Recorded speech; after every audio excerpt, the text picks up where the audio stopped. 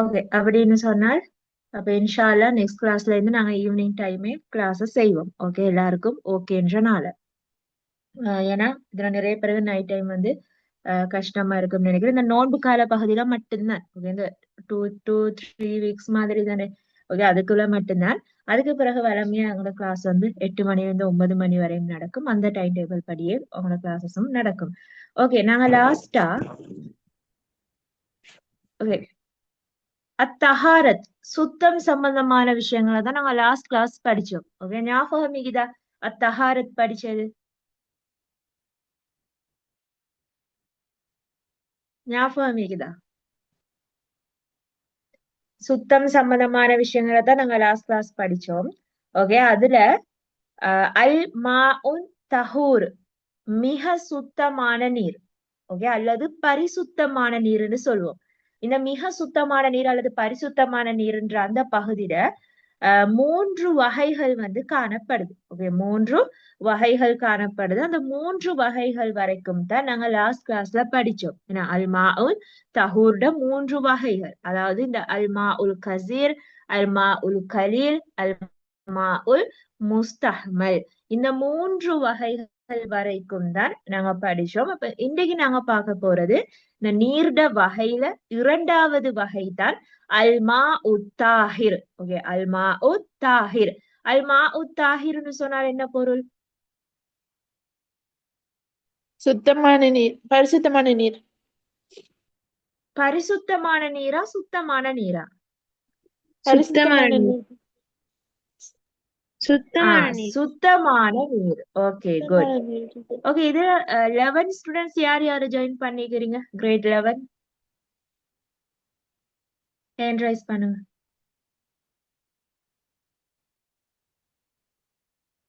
Okay, 2 பேர் இருக்கிறீங்கண்ணா.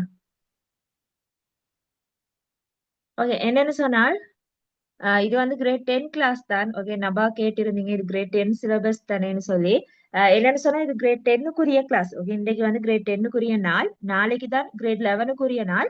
ஆனாலும் உங்களுக்கு வந்து பிரச்சனை இந்த கிரேட் 10 கிளாஸ்ல வந்து நீங்க ஜாயின் பண்ணினீங்கன்னு சொன்னா உங்களுக்கு வந்து ஒரு ரிவிஷனாக இருக்க போகுது. ஓகே, நீங்க ஓ லெவல் எக்ஸாமுக்கு கிரேட் 10 சிலபஸ் கட்டாயம் படிக்கணும் தானே.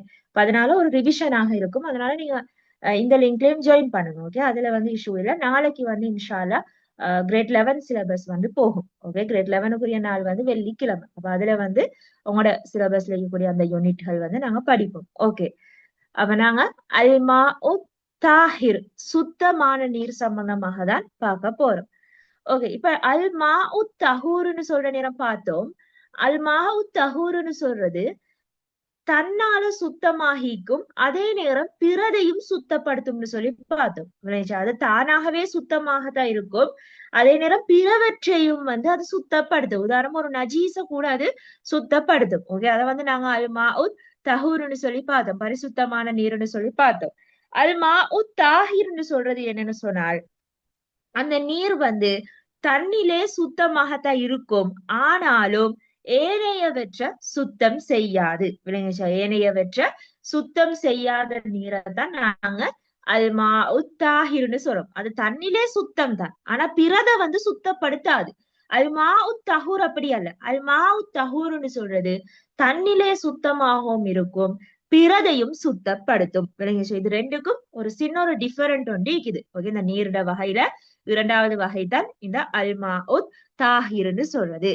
அதே நேரம் அல்மாவு தாகிர பொறுத்த வரையில இப்ப நாங்க நீர்ல வந்து ஏனைய சுத்தமான பொருட்கள் எல்லாம் நாங்க சேர்த்துறதுனால அந்த நீருட நிறத்துலயும் மனத்துல அதே நேரம் சுவையில எல்லாம் மாற்றங்கள் வரும். இப்ப உதாரணமா சொல்றோம், தேநீர். ஓகே, தேநீர் இருக்குது தானே, அது வந்து அல்மா உத்தாஹிர் சுத்தமான நீர்னு சொல்லுவோம். ஓகே, அல்மா உத்தாஹிர் தான் தேநீர். இப்ப பாருங்க, தேநீர் வந்து என்ன ஒரு சுத்தமான நீர்ல நாங்க சுத்தமான பொருட்களை போடுறோம். தேயிலை தூள் அதுல போடப்படுது, பால்மா, சீனி, இப்படியெல்லாம் நாங்க போட்டு ஒரு டீய ஊத்துகின்ற நேரம் அதுல நிறம் மாறுது. அந்த நிறத்திட நிறம் மாறுது, சுவை மாறுது, மனமும் மாறுது. விளங்குச்சா? இதைத்தான் நாங்க சுத்தமான நீர்னு சொல்றோம். அப்ப தேநீரை வச்சு எங்களுக்கு ஏதாவது ஒரு நஜீச சுத்தப்படுத்திடுமா? சொல்லுங்க பாப்போம். இல்ல டீச்சர், படுத்த இயலாது. சுத்தப்படுத்தே இல்ல. ஆனா தேநீர் வந்து எங்களுக்கு சுத்தமானதா இல்லைன்னு சொன்னா அது வந்து அசுத்தமானதா? சுத்தமானது. சுத்தமானது. விளங்கிச்சா? இதுதான் அல்மா உத்தாஹிர்னு சொல்றது. இப்ப நாங்க தேநீரை தான் உதாரணமா எடுத்துக்கிறோம். தேநீர் வந்து தண்ணிலே சுத்தமாக தான் இருக்கும். ஆனா ஏனையவற்றை வந்து சுத்தப்படுத்தாது. விளங்கிச்சா? அதுதான் அல்மா உத்தாஹிர், சுத்தமான நீர்னு சொல்லுவோம். விளங்கிச்சா? அது வந்து தண்ணிலே சுத்தமாக இருக்கும். ஆனால் ஏனையவற்றை வந்து அது சுத்தம் செய்யாது. அப்ப இந்த சுத்தமான நீர்ல சுத்தமான பொருட்கள் எல்லாம் கலப்படமாகிறதுனால அந்த நீர்ட நிறம், மனம், சுவை போன்றன வந்து அதுல மாற்றங்கள் ஏற்படுது. அப்ப இதுக்கு உதாரணமா எங்களுக்கு தேநீர் சொல்லலாம்.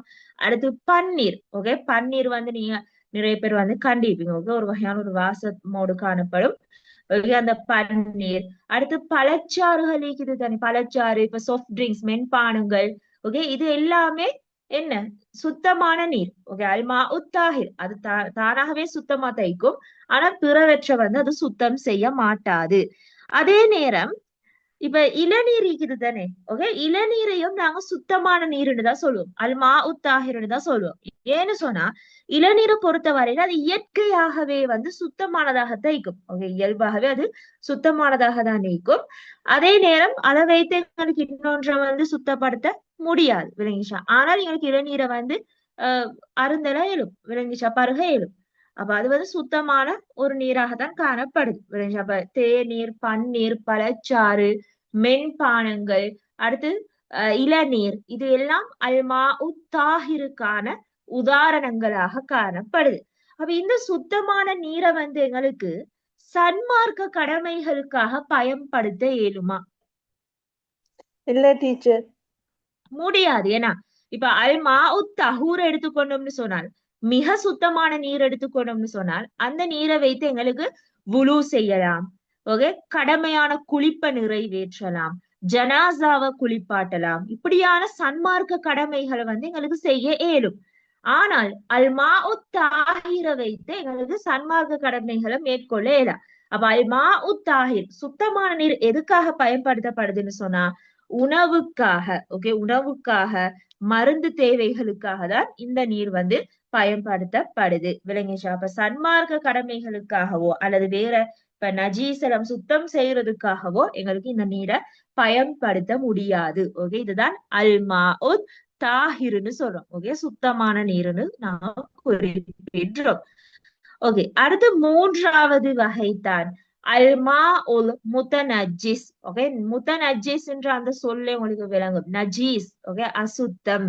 அப்ப அல்மா உல் முத்தனஜிஸ் என்று சொல்றது அசுத்தமான நீர். இந்த நீரை பொறுத்த வரையில இந்த நீர் தண்ணிலே சுத்தம் இல்லாததாக தைக்கும், ஏனையவற்றையும் சுத்தப்படுத்தாது. விளங்கிச்சா? தண்ணிலே சுத்தமற்றதாக தைக்கும், ஏனையவற்றையுமே சுத்தப்படுத்த மாட்டாது. இதுக்கு உதாரணம் எங்களுக்கு சொல்லலாம் சிறுநீர், சாக்கடை நீர். விளங்கிச்சா? இதெல்லாம் எங்களுக்கு உதாரணமா சொல்ல இயலும். ஏன்னா சிறுநீர், சாக்கடை நீர் எல்லாம் நஜீஸான நீர்கள் தானே. ஓகே, இது எங்களுக்கு குறிப்பிடலும். அப்ப எங்களுக்கு இந்த அசுத்தமான நீரை வந்து சன்மார்க்க கடமைகளுக்காகவோ இல்லைன்னு சொன்னா ஏதாவது ஒன்று சுத்தம் செய்யறதுக்காக, ஒரு நஜீச சரி சுத்தம் செய்யறதுக்காக எங்களுக்கு பயன்படுத்த இயலாம். ஏன்னு சொன்னா இதுவே ஒரு அசுத்தமான நீராக தான் காணப்படுது. ஓகே, இதை நாங்க அல்மா உல் முத்தனஜிஸ்ன்னு சொல்லி குறிப்பிடுறோம். ஓகே, அப்ப நீர்ட மூன்று வகைகள் வந்து காணப்படுது. ஓகே, நீர்ட மூன்று வகைகள் காணப்படுது. தஹூர், தாஹிர், அடுத்து முத்தனஜிஸ். ஓகே, முத்தனஜிஸ். தஹூரை பொறுத்த வரையில ஓகே, இது தண்ணிலே சுத்தமானதாக தான் இருக்கும். ஓகே, தண்ணிலே சுத்தம், பிறவற்றையுமே சுத்தப்படுத்தக்கூடியதுதான் இந்த தஹூர். அல்மா தாஹிர்னு சொல்றது தண்ணிலே சுத்தமானதாகத்தான் இருக்கும். விளங்கிச்சா? ஆனால் பிறவற்றை வந்து எங்களுக்கு சுத்தம் செய்ய இயலாம். அதே நேரம் சன்மார்க்க கடமைகளுக்கு பயன்படுத்த இயலாம். முத்தநஜிஸ பொறுத்தவரையில தண்ணிலே சுத்தமற்றதாக தான் இருக்கும், பிறவற்றையும் சுத்தப்படுத்த இயலா. விளங்கிச்சா? இதுதான் அல்மா உல் முத்தநஜிஸ்ன்னு சொல்லி நாங்க குறிப்பிடுறோம். ஓகே, அடுத்து வந்து அல்மா தஹூர்ல நாங்க மூன்று வகைகளை வந்து பார்த்தோம். அந்த மூன்று வகைகளும் என்ன? கசீர், கலீல், முஸ்தாமல். Okay, good. அல் மாவுல் கசீர், கலீல், அடுத்து முஸ்தஹமல். அல் மாவுல் கசீர்னு சொன்னால் என்ன பொருள்? அதிக நீர். எதை விட அதிக நீர்? கொள்ளைத்தேனின் அளவை விட அதிகம்.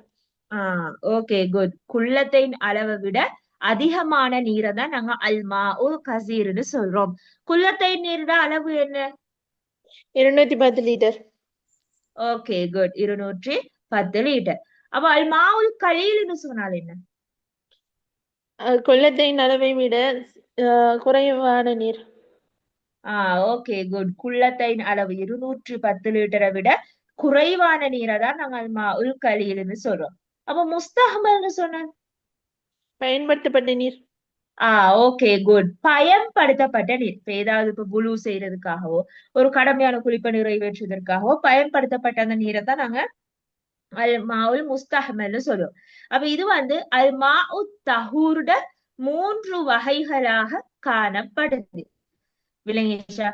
இந்த 3 வகைகளையும் நாங்க திருப்ப எப்படி பயன்படுத்துறதுன்னு சம்பந்தமா எல்லாம் நாங்க லாஸ்ட் கிளாஸ் ஏற்கனவே படிச்சுக்கிறோம். இப்ப நீங்க என்ன செய்யணும்னு சொன்னால் உங்களோட கொப்பியை எடுத்துக்கொள்ளுங்க எல்லாரும். ஓகே, கொப்பி எடுத்துக்கொள்ளுங்க.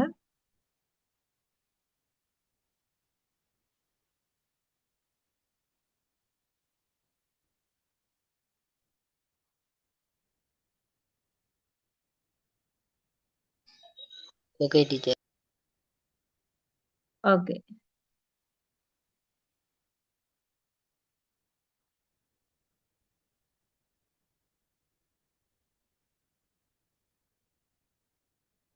நீரின் வகைகள்னு சொல்லி ஒரு தலைப்பு போட்டுக்கொள்ளுங்க. நீரின் வகைகள்.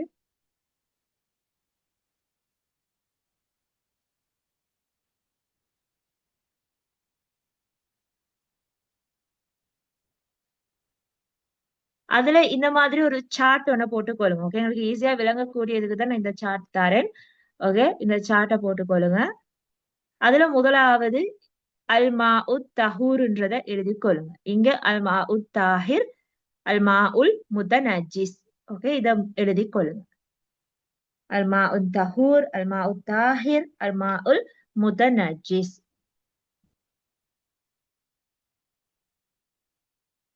இதே மாதிரி சார்ட் அமைப்புல எழுதி கொள்ளுங்க.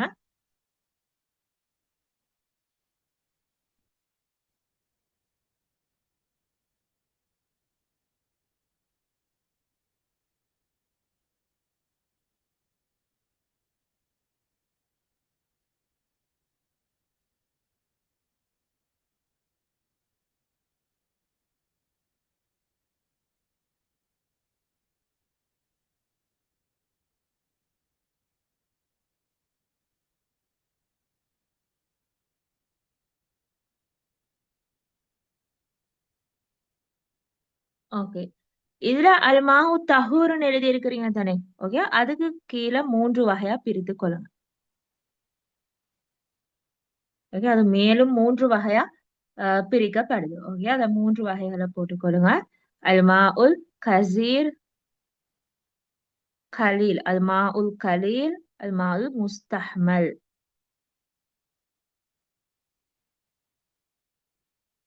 இப்ப இங்க வந்து அரபுல அல்மா உத் தஹூர், தாஹிர், முதநஜிஸ் எழுதுறதுல சைட்ல பிராக்கெட்ல தமிழ் பதத்தையும் போட்டுக்கொள்ளுங்க விளங்குறதுக்காக. மிக சுத்தமான நீர், சுத்தமான நீர், அசுத்தமான நீர். ஓகே, இப்படி மூன்றையும் தமிழ்லையும் பிராக்கெட்ல எழுதி கொள்ளுங்க.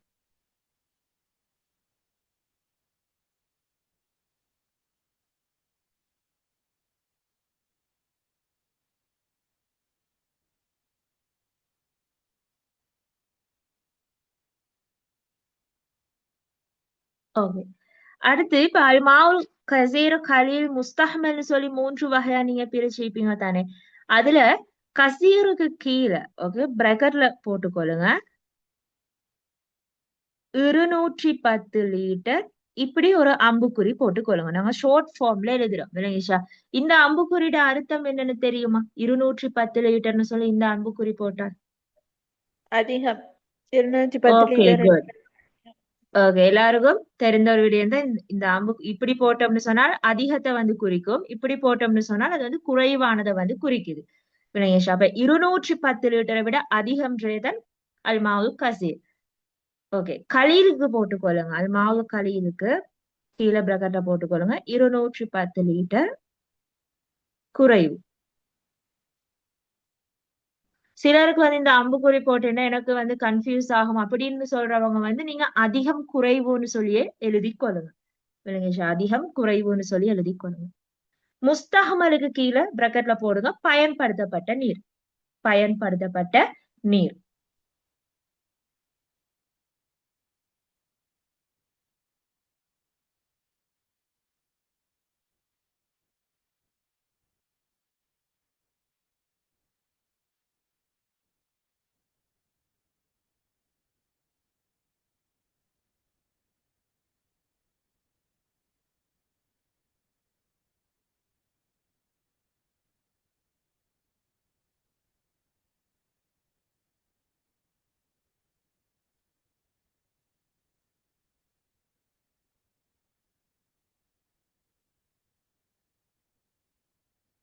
ஓகே, எல்லாரும் எழுதிட்டீங்களா?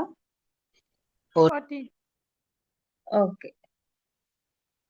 இது வந்து என்னன்னு சொன்னால் உங்களுக்கு பாட புத்தகத்தை தரப்பட்ட விஷயத்தை தான் ஷோர்ட்டா நாங்க ஒரு சார்ட் மூலமா ஞாபகம் வைக்கிறதுக்காக தான் உங்களுக்கு இதை தந்தேன். என்னன்னு சொன்னால் நாங்க படிக்கிற நேரம் உங்க இஸ்லாம் பாடத்துல மட்டும் இல்ல, இஸ்லாம் பாடத்துல அப்படியான விஷயங்கள் குறைவு. இப்ப இணைய பாடங்கள் எல்லாம் படிக்கிற நேரம், இப்ப சயின்ஸோ மேக்ஸோ இப்படி படிக்கிற நேரம் நீங்க இந்த நிறைய விஷயங்கள் இருக்கும் தானே, வகைப்பாடுகள், நிறைய சூத்திரங்கள் கணிதத்துல காணப்படும். அப்படியான விஷயங்கள் எல்லாம் நீங்க கட்டாயமாக இதை ஒரு சார்ட் அமைப்புல மாதிரி எழுதி வச்சுக்கொள்ளுங்க. விளங்கிச்சா? அதை எழுதி வச்சுக்கொண்டீங்கன்னு சொன்னால் உங்களுக்கு வந்து படிக்கிறதுக்கு இலகுவா இருக்கும். அது தானாகவே உங்களோட மனதுல வந்து பதியப்படும். ஓகே. அதே நேரம் நீங்க படிக்கிற நேரம் ஆஹ் முடியுமான அளவு, ஓகே, எல்லாராலையும் முடியாது. என்னன்னு சொன்னா நீங்க படிக்கிற இடத்துல வந்து உங்களோட கண்களுக்கு விளங்கக்கூடிய அந்த தூரத்துல, ஓகே, நீங்க படிக்கிற அந்த டேபிள் முன்னாலேயோ முக்கியமான இந்த கணிதத்துல வரக்கூடிய சூத்திரங்கள், இந்த சயின்ஸ்ல வரக்கூடிய முக்கியமான விஷயங்கள், சமன்பாடுகள் எல்லாம் இருக்கும் தானே. ஓகே, அதெல்லாம் நீங்க கொஞ்சம் எழுதி எழுதி வச்சீங்கன்னு சொன்னால் அது ஒட்டோவா நாங்க படிக்கிற நேரம் அது திரும்ப திரும்ப அது பார்த்து படுற நேரம் அது அப்படியே மனதுல வந்து பதியப்படும். ஓகே, இது வந்து நான் வந்து ஒரு எக்ஸ்பீரியன்ஸ்ல சொல்ற ஷேர் பண்ற ஒரு விஷயம். விளங்கிச்சா? அப்படி செஞ்சீங்கன்னு சொன்னால் அது வந்து உங்களுக்கு பெஸ்ட் ஆயிக்கும். நீங்க அதை கட்டாயமா பாடமாக்கணும், மனனம் செய்யணும்ன்ற ஒரு அவசியம் இருக்காது. நீங்க அது சும்மா இப்படி பாக்குற நேரமே நீங்க வேற ஏதாவது தான் படிச்சு கொண்டு இருப்பீங்க. அது தொடர்ந்து உங்களோட கண்களுக்கு படப்பட அது அப்படியே உங்களோட மைண்ட்ல அப்படியே சேவ் ஆகிடும். விளங்கிச்சா? அப்ப அதனால இப்படியான விஷயங்களை வந்து நீங்க கட்டாயமாக ஃபாலோ பண்ணுங்க. விளங்கிச்சா? அப்படி சின்ன சின்ன டிப்ஸ் எல்லாம் ஃபாலோ பண்ணீங்கன்னு சொன்னால் உங்களுக்கு ஓ லெவல் எக்ஸாமுக்கு படிக்கிறதுக்கு இலகுவா இருக்கும். ஓகே. இப்ப நாங்க பார்க்க போறது தொடக்குகள் சம்பந்தமான விடயங்கள். ஓகே, தொடக்கு. ஏன்னா நாங்க படிக்கிற யூனிட் வந்து அத்தகாரத்தினை சுத்தம் சம்பந்தமா தானே படிக்கிறோம். அதுல நீர்ட வகைகள் மூன்றையும் பார்த்துட்டோம். அதுல ஒரு பகுதியாக இருக்கிறது தான் இந்த தொடக்குகள்னு சொல்றது. ஓகே, இந்த தொடக்குகளோட வகைகளும் அதை எப்படி சுத்தப்படுத்துறது, ஓகே, அது சம்பந்தமான விடயங்களையும் தான் நாங்க இப்ப பார்க்க போறோம். ஓகே, தொடக்குன்னு சொல்றத வந்து நாங்க அரபுல ஹதஸ்ன்னு சொல்லுவோம். விளங்கிச்சா? ஹதஸ். தொடக்கு நிலையை வந்து நாங்க ஹதஸ்ன்னு சொல்லுவோம். ஹதஸ்ன்னு சொன்னால் ஒரு மனிதன், ஒரு நபர் தொடக்கு நிலைய அடைந்திருக்கிறார். ஓகே, தொடக்கு நிலைய அடைந்திருக்கிறார். ஓகே, ஹதஸ். ஹதீஸ் அல்ல. ஓகே, ஹதஸ் ஹதீஸ் பாருங்க, எல்லாம் கிட்ட கிட்ட ஒரே மாதிரியான சொற்களே இருக்கும். ஆனா ரெண்டுடையும் அர்த்தங்கள், பொருள் வந்து வேறுபடும். ஹதஸ்ன்னு சொல்றது ஒரு முஸ்லிம் தொடக்க நிலைய அடைந்திருத்தல தான் நாங்க ஹதஸ்ன்னு சொல்லி நாங்க குறிப்பிடுறோம். ஒரு முஸ்லிம் தொடக்க நிலையை வந்து அடைந்திருத்தல். அப்ப ஹதஸ பொறுத்த வரையில இரண்டு வகைகள் காணப்படுது. ஓகே, தொடக்க பொறுத்த வரையில இரண்டு வகைகள் காணப்படுது. ஒன்று சிறு தொடக்கு, அடுத்து பெருந்தொடக்கு. ஓகே, சிறு தொடக்கு, பெருந்தொடக்கு. ஓகே, ஒரு முஸ்லிம் இரண்டு வகையான தொடக்கு நிலைகளை வந்து அடைவான். ஓகே, ஒன்று சிறு தொடக்கு, அடுத்து வந்து பெருந்தொடக்கு. அப்ப இந்த சிறு தொடக்கு நிலைமையை அடைகிறதும் பெருந்தொடக்கு நிலைமையை அடைந்த முஸ்லிம் எப்படி அந்த அசுத்தத்தை வந்து நீக்குறது, எப்படி அவன் சுத்தப்படுத்துறது, ஓகே, அது சம்பந்தமான விடயங்களை தான் நாங்க பார்க்க போறோம். ஏன்னா எங்கட இபாதத்துகள், எங்கட வணக்க வழிபாடுகள் எல்லாம் நல்ல முறையில ஏற்றுக்கொள்ளப்படணும், அங்கீகரிக்கப்படணும்னு சொன்னால் நாங்க வந்து இந்த தொடக்க நிலையெல்லாம் சரியான முறையில அகற்றுவதற்கெல்லாம் நாங்க அறிந்திருக்க வேண்டும். இது முக்கியமான ஒரு விடயம். அப்ப இது எங்களோட வாழ்க்கையில நாங்க கடைபிடிக்க வேண்டிய ஒரு விடயமாக தான் காணப்படுது. ஓகே, முதலாவதாக இருக்கிறது வந்து சிறு தொடக்கு. சிறு தொடக்க வந்து நாங்க எப்படி சுத்தமாக்குறது. ஓகே, உங்களுக்கு வந்து சிறு தொடக்க எப்படி சுத்தமாக்குறதுன்னு சம்பந்தமா தான் உங்களோட பாட புத்தகத்துல தரப்பட்டிருக்குது. சிறு தொடக்குக்கு உதாரணங்கள் சொல்லுங்க பாப்போம், தெரிந்தவங்க.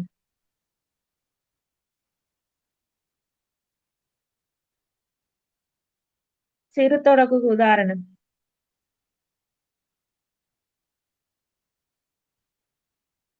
நீங்க ஆல்ரெடி சின்ன கிளாஸஸ்ல இஸ்லாம் படிக்கிற நேரம் இது சம்பந்தமாக படிச்சிருப்பீங்க. ஓகே, அதாவது இது சிறு தொடக்குற உதாரணம் பார்த்திருப்பீங்க. ஞாபகம் இல்லையா? இருக்கு டீச்சர். சொல்லுங்க முழு பாப்போம். முறியும் காரணங்கள் முழு முழு முறியும் முறியும் காரணம். சந்தர்ப்பங்கள் ஓகே ஓகே, அதையும் எங்களுக்கு சொல்லலாம். ஆனால் சிறு தொடக்குக்குரிய மெயினான உதாரணங்கள் என்ன? முழு முறியலன்னு எங்களுக்கு கொமனா தனி நாங்க சொல்றோம், தனித்தனியா நாங்க உதாரணங்களை குறிப்பிட்ட நேரம்.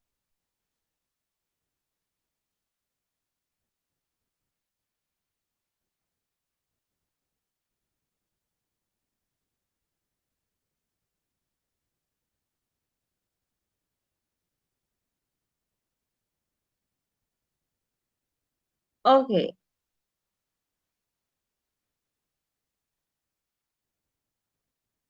அதாவது மதி வதி எல்லாம் கேள்விப்பட்டிருப்பீங்க. ஓகே, மதி வதின்னெல்லாம் நாங்க சொல்லுவோம். விளங்கிச்சா? இதெல்லாம் வந்து சிறு தொடக்குக்குள்ள நாங்க குறிப்பிட்ட விஷயங்கள். விளங்கிச்சா? அதே நேரம் உழுவ முறிக்கக்கூடிய காரணிகளையும் எங்களுக்கு இதை வந்து குறிப்பிட இயலும். விளங்கிச்சா? இதுல வந்து உள்ளடக்க இயலும்.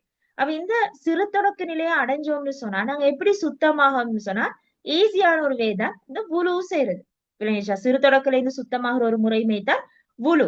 ஓகே, வுலு செய்யறது வந்து உங்களுக்கு தெரியும் தானே. இப்ப நாங்க தொழுகைக்காக எப்படி வுலு செய்யறோமோ அதே மெத்தட் தான். ஓகே, எங்களோட முகம், கைகள், தலை, ஓகே, இந்த உறுப்புகள் எல்லாத்தையும் நாங்க நீரால கழுவி கொள்றதுதான் நாங்க வுலுன்னு சொல்றோம். விளங்கிச்சா? அப்ப சிறு தொடக்கம் ஏற்படுத்துற சந்தர்ப்பங்கள் இல்லைன்னு சொன்னால் வுலு முறியக்கூடிய சந்தர்ப்பங்கள் அந்த நேரத்துல வந்து நாங்க கட்டாயமா இந்த வுலுவை வந்து மேற்கொள்ள வேணும். விளங்கிச்சா? அப்ப வுலுட ஃபர்லு, வுலுட சுன்னத், வுலுவை வந்து நீங்க எப்படி மேற்கொள்ளணும்ன்றதெல்லாம் ஏற்கனவே சின்ன கிளாஸஸ்ல படிச்சிருக்கீங்க. ஏன்னா கிரேட் 6, 7ல இருந்து இஸ்லாம்ல இருந்து கூட காணப்படுது.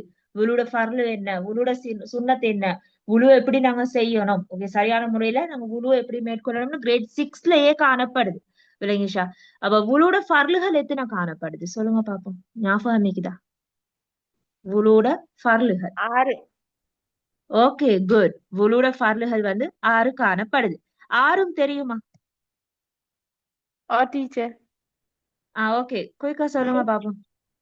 நியத் வைத்தல், முகம் நியத் வைத்தல், நாவ் இந்த முரசுக்கு நீர் செலுத்துதல், கை கழுவுதல், முகம் இந்த முகத்தை சம்பூர்ணமாக கழுவுதல், தலை மசூ செய்தல், இரு கால்களையும் கரண்டிக்கால் வரை கழுவுதல், கைகளை முழங்கை வரை கழுவுதல், மேற்படி ஒழுங்குமுறை செய்தல். Okay, good. அதாவது முதலாவது என்ன, நீயத்து வைக்கிறது. ஏன்னா நீயத்து வைக்கணும். அடுத்து வந்து உங்களோட கைகளை கழுகுறது, வாய் கழுகுறது, எங்களோட நாசிய வந்து நாசிக்கு நீர் செலுத்துறது. ஓகே, நாசின்னு சொல்றது மூக்கு தானே. ஓகே, அடுத்து எங்களோட முகங்களை வந்து கழுகுறது. அடுத்து எங்களோட ஆஹ் தலை. ஓகே, தலைய வந்து மசுகு செய்தல். மசுகுன்னு சொன்னால் என்ன, மசுகு செய்தல்டா அதோட பொருள் என்ன? தடவுதல். Okay, good. மசகுன்னு சொல்றது வந்து தடவுறது. ஓகே, அதுதான் அதோட மீனிங். ஓகே, மசகு செய்யறது. அடுத்து காலை வந்து கரண்டை கால் உட்பட கழுகுறது. மேற்கூறப்பட்ட ஒழுங்குமுறைப்படி செய்யறது எங்களோட உழுவோட ஃபார்முலா. அதாவது கட்டாயமா நாங்க உழுவுல செய்ய வேண்டிய விடயங்களாக காணப்படுது. அப்ப இந்த மாதிரி உழுவுட ஃபர்லுகள் இருக்குது, உழுவுக்கு சுண்ணத்துகள் காணப்படுது, உழுவு செய்யக்கூடிய ஒரு ஒழுங்குமுறை ஒன்று காணப்படுது. ஏன்னா ஒவ்வொரு உறுப்பையும் நாங்க 3 முறை கழுவ வேண்டும். வலது இடதுன்னு சொல்லி நாங்க இரு பக்கமும் வந்து கழுவ வேண்டும். இப்படியான விடயங்கள் எல்லாம் காணப்படுது. அப்ப இந்த விஷயங்கள் எல்லாத்தையும் பின்பற்றி நாங்க கட்டாயமாக வுலுவை மேற்கொள்ள வேணும். அப்ப சிறு தொடக்கில இருந்து ஒரு முஸ்லிம் எப்படி சுத்தமாகுவான்னு சொன்னால் வுலு செய்து சுத்தமாகுவான். வுலு செய்த உடனே சிறு தொடக்க நிலைமை வந்து நீங்கி விடும். அடுத்து 2வது வகைதான் பெருந்தொடக்கு. ஓகே, பெருந்தொடக்கு நிலையை அடைஞ்சேன்னு சொன்னால், ஓகே, ஒரு முஸ்லிம் பெருந்தொடக்கு நிலையை அடைஞ்சேன்னு சொன்னால் நாங்க வுலு செய்து சுத்தமாக முடியாது.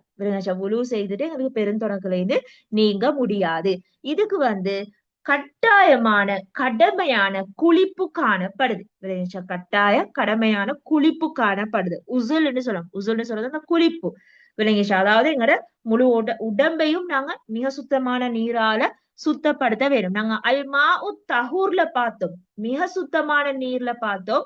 அந்த நீரை பயன்படுத்தி என்னென்ன வேலைகளை செய்யலும்னு பாக்குற நேரம் உழு செய்யறது, கடமையான குளிப்ப நிறைவேற்றுதல், ஜனாசாவை குளிப்பாட்டுதல்னு சொல்லி பார்த்தோம். விளங்கிச்சா? அப்ப அதுல வரக்கூடிய கடமையான குளிப்பு தான் இந்த பெருந்தொடக்கு நிலைமையை அடைகிற ஒவ்வொரு முஸ்லிமும் மேற்கொள்ளக்கூடிய ஆஹ் ஒரு கட்டாய குளிப்பாக காணப்படுது. விளைஞ்சு இதை வந்து நாங்க மிக சுத்தமான நீரை பயன்படுத்திதான் நாங்க இப்ப உழு செய்யறதாக இருக்கலாம், அல்லது இந்த கடமையான குளிப்பை நிறைவேற்றுவதாக இருக்கலாம், எல்லாத்துக்கும் நாங்க கட்டாயமாக தஹூரை தான் பயன்படுத்த வேண்டும். ஓகே, அப்ப பெருந்தொழுகுக்கு எங்களுக்கு உதாரணத்துக்கு சொல்லலாம், ஆண் பெண் உடல் உறவு கொள்றது, அதே நேரம் விந்து வெளிப்படுறது, ஹைல் நிஃபாஸ் ஏற்படுதல். ஓகே, ஹைல் என்று சொன்னால் என்ன பொருள்? இதுவும் ஒரு அரபு சொல் தானே. மாதவிடாய்.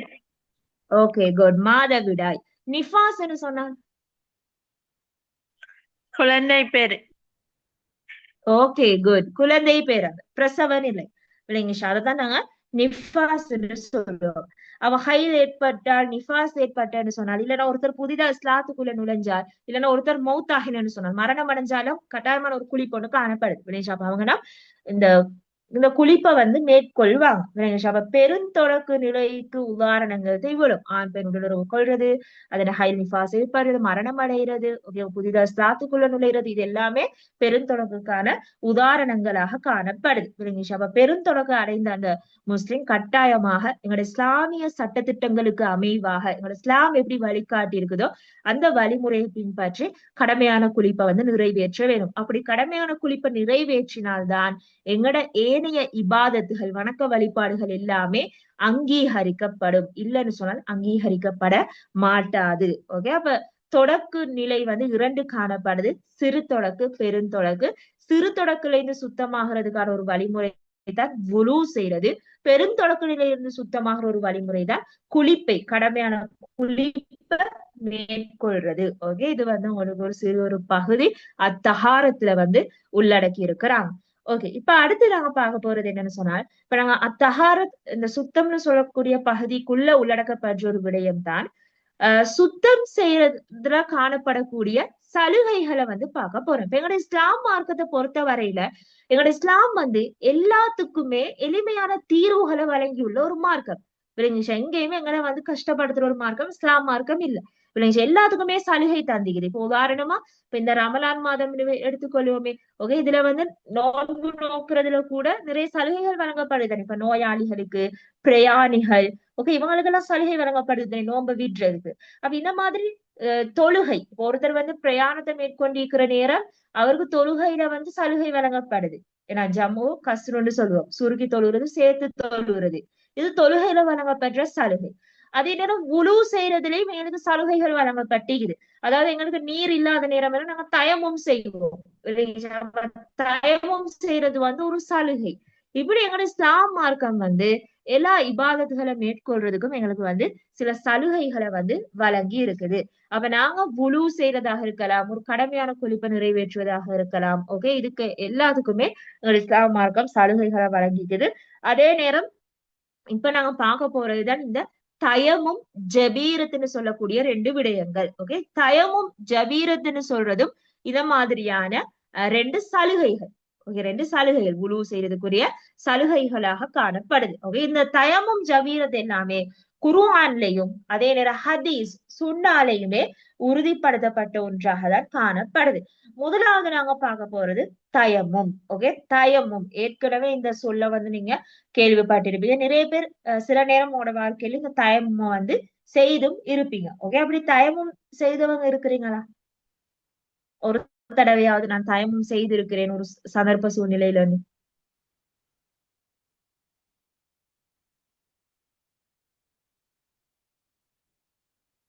ஓகே, யாரும் இல்ல. ஏன்னா ஓகே, என்னன்னு சொன்னால் தயமும் வந்து எங்களுக்கு சில சந்தர்ப்ப சூழ்நிலைகளை வந்து தயமும் மேற்கொள்ள வேண்டிய ஒரு நிலைமை உண்டு, வரும். விளங்கிச்சா? அப்படி வந்த நேரம் இப்ப எங்களுக்கு வந்து என்றைக்குமே எங்கட இபாதத்தை வந்து கைவிடல. விளங்கிச்சா? அல்ல ஏன் இந்த சலுகையை தாரான் தொழுகையில வுலு செய்யறதுல ஏன் இப்படி சலுகைகளை தாரான்னு சொன்னால், எந்த சந்தர்ப்பத்திலையும் நாங்க அந்த தொழுகைகளை எல்லாம் விடக்கூடாது. இப்ப நாங்க பயணம் போறோம், ஒரு தூரத்துக்கு பயணம் போறோம்னு சொல்லி அந்த ஒரு காரணத்தை காட்டி எங்களுக்கு தொழுகை விடையலாம். ஏன்னா அது எங்களுக்கு தாராந்தனே. நீங்க சேர்த்து தொழுங்க சுருக்கி தொழுங்கன்னு சொல்லி ஒரு சலுகையை தாராந்தானே. அப்ப தொழுகை கை விடையலாம். அதே நேரம் எங்கட பிரதேசத்துல இப்ப 3 4 நாட்களாக நீர் இல்ல. ஓகே, நீர் கிடைக்கவே இல்ல. எங்களுக்கு வுழு செய்யலாம் தொலையலாம்னு சொல்லி எங்களுக்கு காரணம் காட்டலாம். ஏன்னா அல்ல ஒரு சலுகையை தாரான், தயமும் செய்யுங்க இல்லைங்க, தயமும் செய்யுங்கன்னு ஒரு சலுகையை வழங்குறார்.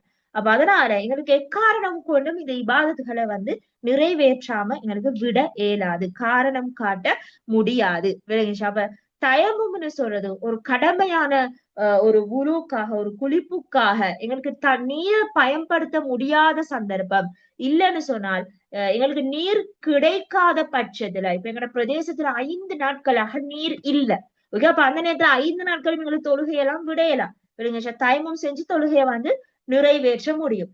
அப்ப முதலாவது காரணம் என்ன, நீரை பயன்படுத்த முடியாது. இப்ப சிலருக்கு வந்து நீர் பயன்படுத்த முடியாத சில நிலைமைகள் வரலாம், சில நோய்கள்னால அப்படியெல்லாம் சில நிலைமைகள் வரலாம். அப்ப அந்த நேரத்துல தயமும் செய்யலாம். அடுத்து நீர் கிடைக்காத பட்சத்துல, ஓகே, எங்களுக்கு நீரே கிடைக்கலன்னு சொன்னா அந்த நேரத்துல தயமும் செய்யலாம்.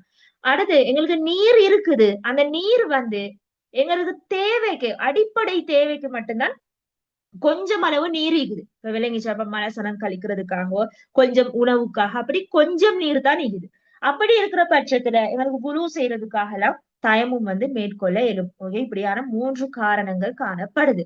அப்ப தயமும்னு சொல்றது என்னன்னு சொன்னா, நாங்க சுத்தமான மண்ணை பயன்படுத்தி சுத்தமான புழுதி உள்ள மண்ணை பயன்படுத்தி மேற்கொள்றதுதான் இந்த தயமும்னு சொல்லுவோம். அதாவது இப்ப தயமும் செய்யறதுக்கு நாங்க மண் எடுக்கிற நேரம், இப்ப எங்கட வீட்டுக்கிட்ட இருக்கக்கூடிய மண் எடுக்கிற நேரம் அந்த மண்ல ஏதாவது நஜீஸ் இருந்துச்சுன்னு சொன்னால், ஓகே, அந்த தயமும் வந்து ஏற்றுக்கொள்ளப்பட மாட்டாது. இப்ப சில நேரம் அந்த மண்ல வந்து எனி டைம் நாயெல்லாம் நடமாறி கொண்டு செல்லுதுன்னு சொன்னா, நாய்ன்னு சொல்றதே உங்களுக்கு தெரியும் கடுமையான நஜீஸ். அப்ப அந்த நாயெல்லாம் நடமாறி சென்றேன்னு சொன்னா எங்களுக்கு அந்த மண்ணை பயன்படுத்தி தயமும் செய்ய இயலாது. அப்ப சுத்தமான மண்ணை தான் நாங்க பெற்றுக்கொள்ள வேணும். சுத்தமான மண்ணை பயன்படுத்தி நாங்க எங்களோட முகத்தையும் 2 கைகளையும் மசுக செய்யறது தடவி கொள்றதுதான் நாங்க தயமும்னு சொல்லுவோம் விளங்கிஷா.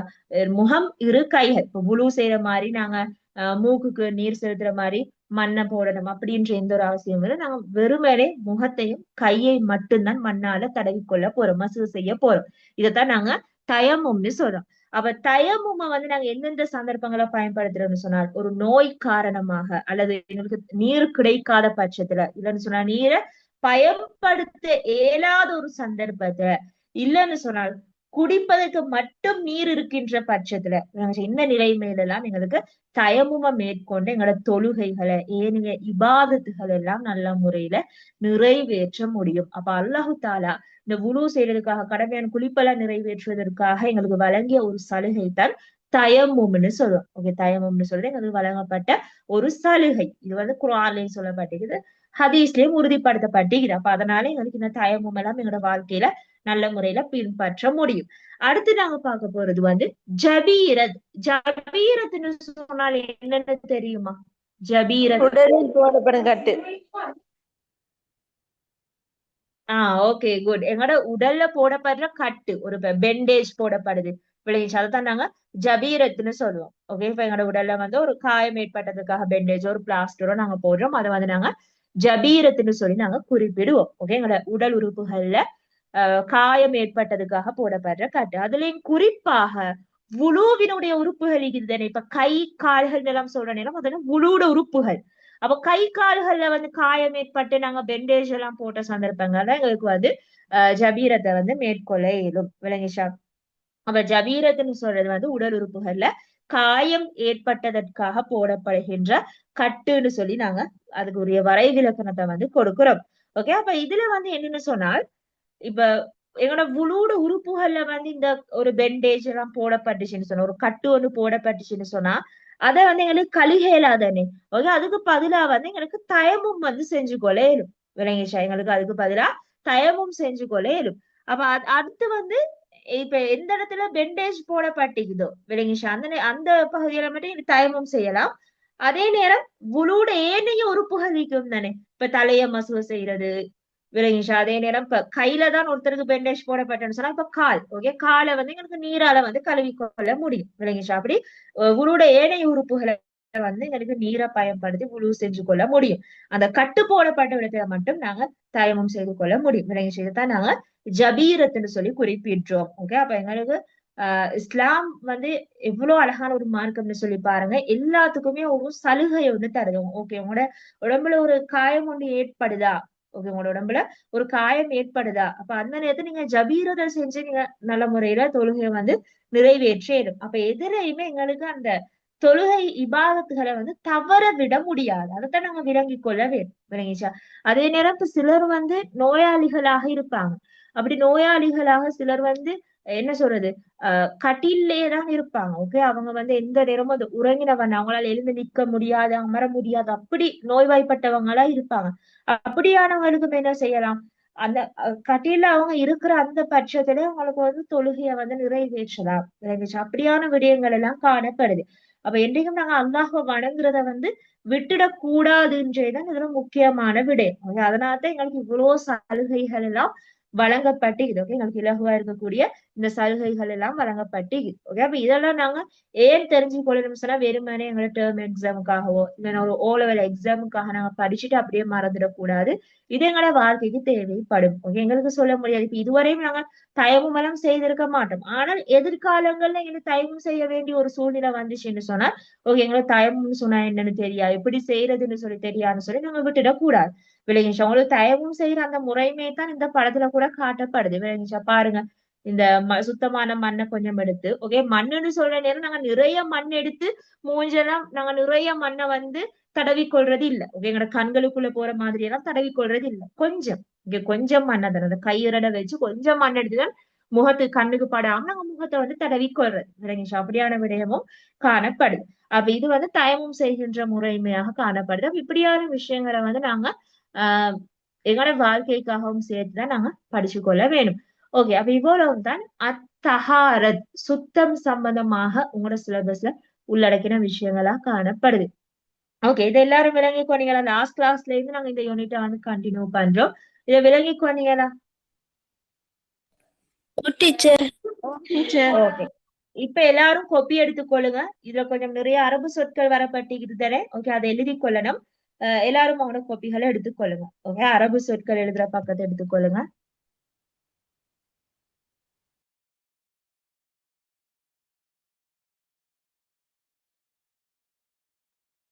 ஓகே, இன்ஷால்லா அடுத்த கிளாஸ்ல வந்து நான் 5th யூனிட் தானே படிப்போம். 5th யூனிட்ட படிச்சுட்டு யூனிட் எக்ஸாம் ஒன்று தருவேன் இன்ஷால்லா. ஓகே, அதனால நீங்க என்ன செய்யணும்னு சொன்னா, இந்த 5 அலகுகளையும் ரிவிஷன் செஞ்சு கொள்ள வேணும்.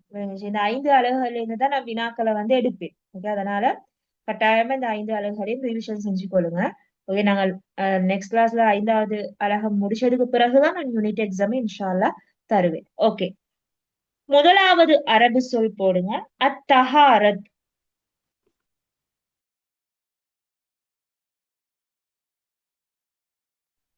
அத்தஹாரத். அத்தஹாரத்ன்னு சொன்னால் என்ன பொருள்? சுத்தம். Okay, good. சுத்தம். அத்தஹாரத்ன்னு சொல்றது சுத்தம்.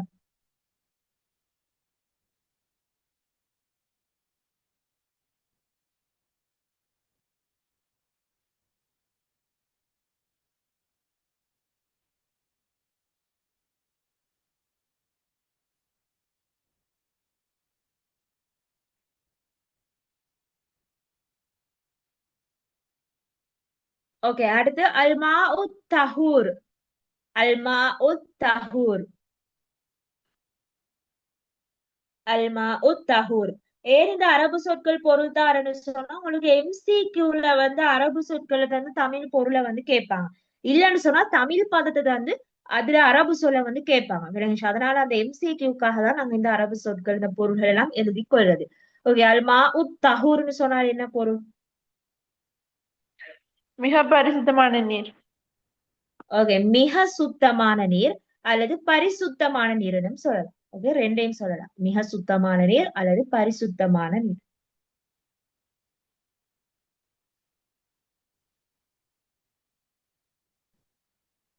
அல்மா உத் தஹூர்.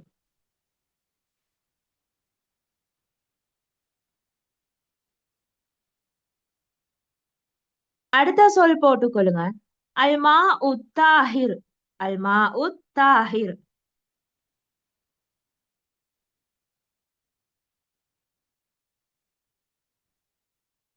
அல்மா உத்தாஹிர்னு சொன்னால் என்ன பொருள்?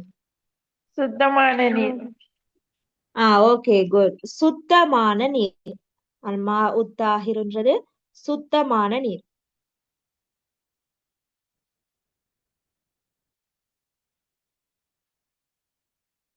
அடுத்து அல்மா உல் முதனஜிஸ்.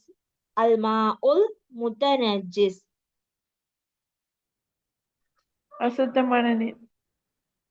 Okay good. அசுத்தமான நீர். அல்மா உல் முதனஜிஸ் சொல்றது அசுத்தமான நீர்.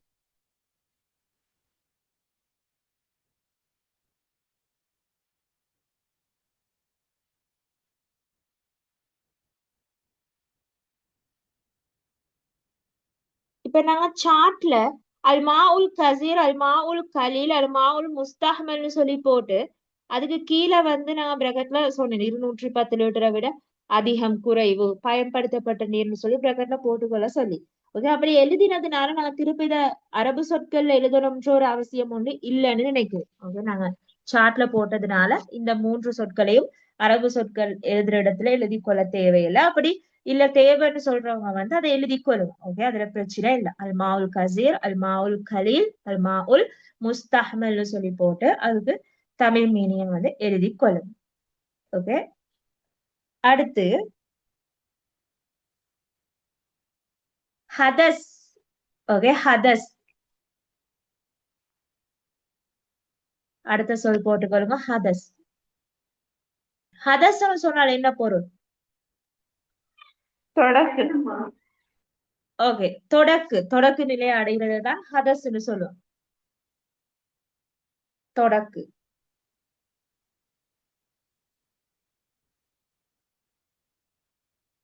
உசல்னு சொன்னால் கடுமையான கொதிப்பு. ஓகே, குளிப்பு. ஓகே, அல்லது கடுமையான குளிப்புன்னு சொல்லலாம். ஓகே, உசல். உசல்னு சொல்றது குளிப்பு.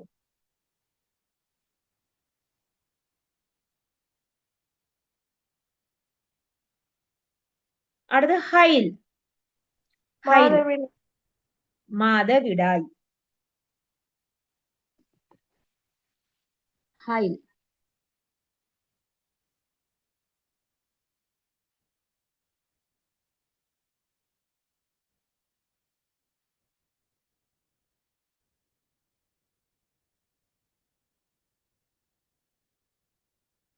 அடுத்து நிஃபாஸ். குழந்தை பேரு. ஓகே, நிஃபாஸ்.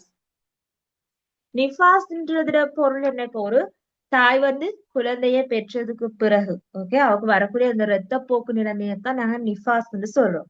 விளங்கிச்சா? அப்ப அதை வந்து எங்களுக்கு உம் குழந்தை பேருன்னு சொல்லியும் போட்டுக்கொள்ளலாம். ஓகே, குழந்தை பேருன்னும் பொருள் போட்டுக்கொள்ளலாம். இல்லைன்னு சொன்னால் குழந்தை பெற்ற பிறகு வரும் இரத்தப்போக்குனும் எங்களுக்கு குறிப்பிட இருக்கு. குழந்தை பெற்றதுக்கு பிறகு அல்லது பிரசவத்திற்கு பிறகு வரக்கூடிய அந்த இரத்தப்போக்கு. ஓகே, பிரசவத்துக்கு பின்னரான இரத்தப்போக்கு. அதான் நாங்க நிஃபாஸ்ன்னு சொல்றோம்.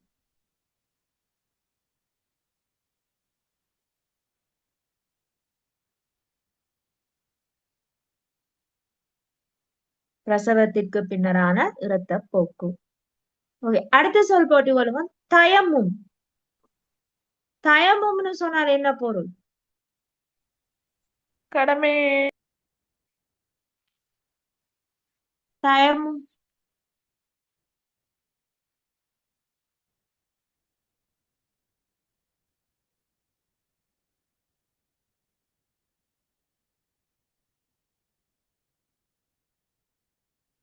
எப்படி நாங்க பொருள் எழுதுவோம் தயமும்க்கு?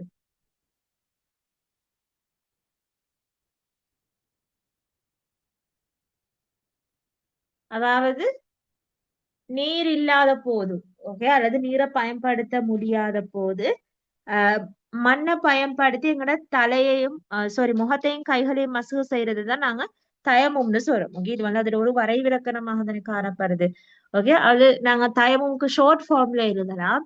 ஆஹ் நீரின்மையின் போது, நீரின்மையின் போது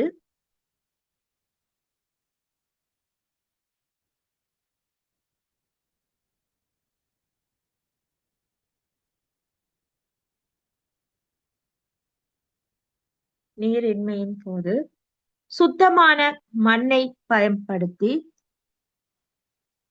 சுத்தமான மண்ணை பயன்படுத்தி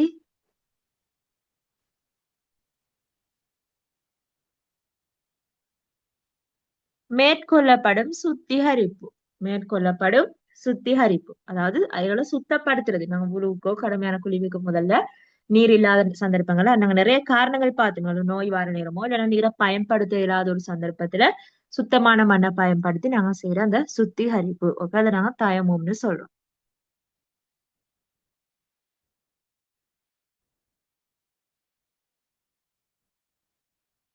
அடுத்த சொல் போட்டுக்கொள்ளுங்க ஜபீரத். ஜபீரத் ஜபீரத்னு சொன்னா உடலில் போடப்படும் கட்டு. Okay good. உடல் உறுப்புகளில் போடப்படும் கட்டு. உடல் உறுப்புகளில் போடப்படும் கட்டு.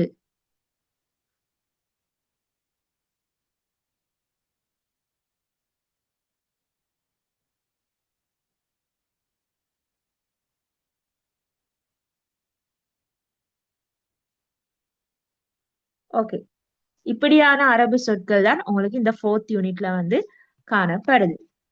ஓகே, அடுத்து நீங்க என்ன செய்யணும்னு சொன்னால்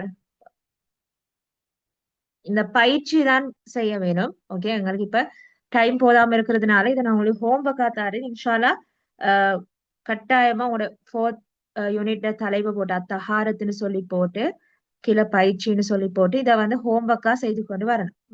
5 வினாக்கள் இருக்குது. 5 வினாக்களை நீங்க கட்டாயமாக ஹோம்ஒர்க்காக செய்து கொண்டு வரணும். ஓகே, கட்டாயமா இன்ஷால்லா அடுத்த கிளாஸ் வரணும் செஞ்சு கொண்டு வாங்க.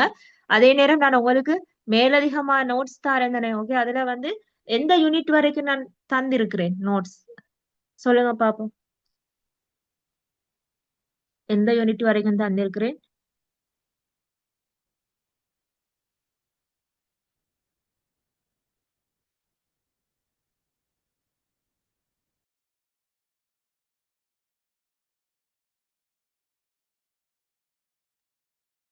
யாரும் நோட்ஸ் எழுதி இல்லையா?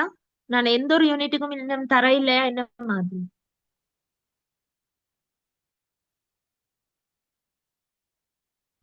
ஃபர்ஸ்ட் யூனிட்டுக்கெல்லாம் நோட்ஸ் எழுதின மாதிரி ஞாபகம். ஓகே, நான் தந்தேன். ஓகே, அதையும் பார்த்து சொல்லுங்க. நாங்க இன்ஷால்லா அடுத்தடுத்த கிளாஸஸ்ல அந்த நோட்ஸையும் வந்து கவர் பண்ணிக்க வேணும். ஓகே, ஒவ்வொரு யூனிட்டுக்குரிய அந்த நோட்ஸை நாங்க எழுதி கொண்டு போக வேணும். ஓகே, அப்ப இந்த பயிற்சி இன்ஷால்லா கட்டாயமா ஹோம்ஒர்க்கா செஞ்சு கொண்டு வாங்க. அப்ப அடுத்த கிளாஸ் இதை டிஸ்கஸ் பண்ணிட்டு எங்களுக்கு புதிய யூனிட்டை ஸ்டார்ட் பண்ணலாம். அப்போ 5th யூனிட்டை முடிச்சோம்னு சொன்னால் ஒரு யூனிட் எக்ஸாம் மாதிரி இன்ஷால்லா எங்களுக்கு செய்து பார்க்க முடியும். ஓகே, அதே நேரம் இன்ஷால்லா அடுத்த கிளாஸ்ல இருந்து உங்களுக்கு ஈவினிங் டைம் கிளாஸ் செஞ்சேன்னு சொன்னாலும் ஓகேவா? Okay teacher. ஓகே, அப்ப இன்ஷால்லா அப்படி கிளாஸ் டைமை வந்து நாங்க சேஞ்ச் பண்ணி கொள்வோம். அப்ப நாங்க ஈவினிங் டைம் ஒரு 5 to 6 சரி ஒரு 1 hour கிளாஸ் தானே. ஓகே, அந்த டைம் சரி போட்டு இன்ஷால்லா கிளாஸை வந்து நாங்க செய்வோம். ஓகே, அப்ப நான் இதோட இன்றைய வகுப்பை வந்து முடிச்சு கொள்றேன். எல்லாருக்கும் அஸ்ஸலாமு அலைக்கும் வரஹ்மத்துல்லாஹி வபரகாத்து. வலைக்கும் அஸ்ஸலாம் வரஹ்மத்துல்லாஹி வபரகாத்துஹு.